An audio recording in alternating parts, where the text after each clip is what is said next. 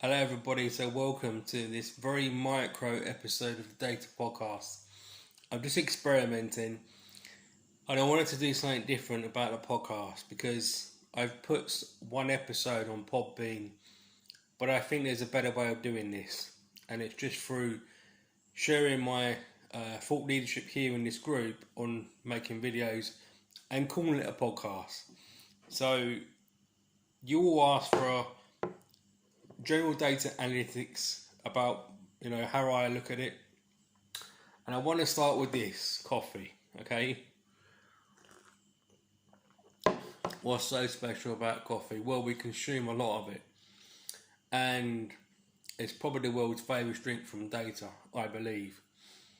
But it's interesting to see when you look at predictive analytics, because when you look into coffee itself, coffee beans, some of the countries where it grows in. So we know that coffee beans grow in Colombia, I believe, Brazil, I think.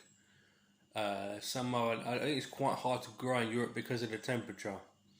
So straight away there is a few data sets that we can dial into, and we can look at the probability of because a lot of people want to start coffee companies, which I don't think is a good idea, because coffee beans and climate change, there is a fundamental problem there, and that's how I look at data. That's how I use predictive analytics.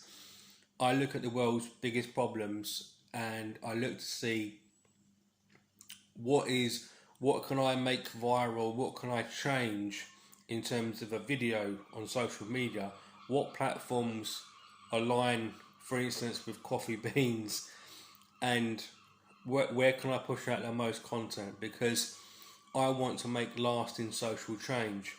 So this is a very, very different way of looking at analytics and data analysis. Now, I analyse global data more or less on a daily basis, and I don't look at vast amounts of data. I look at global reports, I know the trends, and that takes quite a few years for you to get to tune to the world's biggest problems.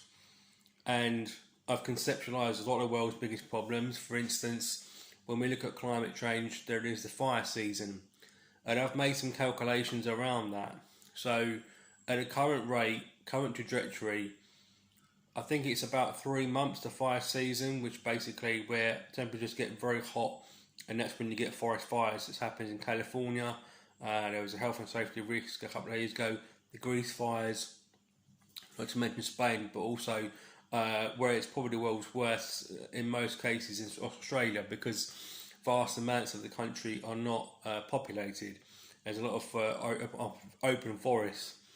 So my predictive calculations are that the fire season will grow at a rapid rate every year.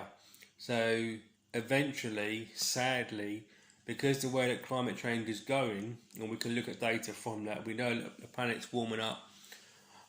It's almost impossible to reduce that trend, that data going down. Okay, so keeping to what some countries are calling, I think it's 1.5 we're trying to stick to, but we're going to break that completely by 2030. And when that happens, every year the fire season will increase. So that means that more lives are at risk, more animals are at risk, and the only real chance I'd say you got of reducing the risk is not by tackling climate change itself. Fossil fuels, we need to get rid of, is actual emergency services, because if you look at, let's say, the data here is saying climate change is very high and it's going to cost lives, but then this data set here, which is innovation in emergency services, can actually save more lives and it's more cost effective than actually putting innovation in. Say this is a framework of 5. In that bottom there, you've got, let's say, changing fossil fuels to nuclear energy. The costs are trillions of dollars, by the way, in this type of mass market. But yet, with emergency services, we can save more lives. If you look at some places like Bangladesh, where they have You know, it's the sea levels are very low. There's a lot of risk there. Now, what I think we're going wrong in terms of climate change and data and predicting things that will go wrong is that sadly we're looking at too much data and we're not conceptualizing it enough so that we have enough emergency services, okay, to save as many lives as possible. That's my framework and that's my perception on climate change and predictive analytics. All right, I do struggle with pronunciation sometimes. I'm dyslexic, so I apologise. But yeah, so this is the very mock episode 1 of the Data Podcast. On my kitchen table, literally, no podcast host, just straight into the group, and hope that you can use this. And people that are studying in this area, not necessarily just data itself or a data science career, people that want to get interested about climate change, because there's so many data points we can look at in data sets. But I try to look at the bigger picture, and I try to look at where help is needed the most. And sadly, a lot of it is funding. But then that's another whole interesting world of data, okay? Because I think that's what I like about data. Even though the problems in the world are so fierce and strong, the war in Ukraine, for instance, how many lives we've lost daily, it's horrible.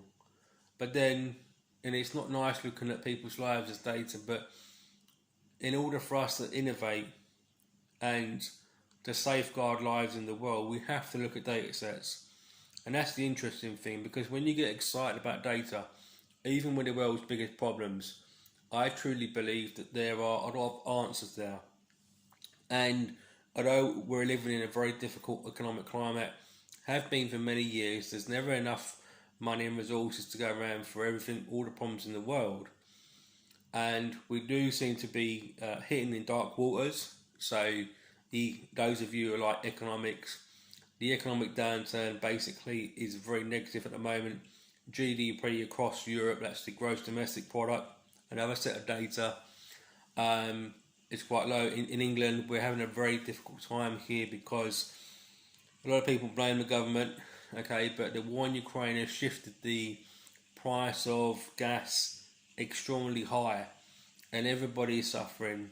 And it will come to a point, I believe, where food supply in some parts of the world, because if you don't know, Ukraine is one of the world's biggest growers of grain and wheat, I think. So there is, and we've had problems with, I think Turkey stepped in to help those ships come out. If we're not careful, then a lot of people already are at risk of starvation in some parts of the world. But that trend, that data set, those numbers will increase because we're not building sustainable food supplies, which is another data area, and we need to look into that. And there are reports out there, but it's implementation, which is always a difficult part, especially when you're talking about world leaders and countries. There's only so many resources, and not everybody wants to work with each other. Okay, it's not always about that, I would argue, but it's really the power and the speed of innovation, which is another predictive data set area that I will try to teach you about. What I know anyway. I mean, I look at things on a global perspective because that's my job as a thought leader. I give out the best content in the world.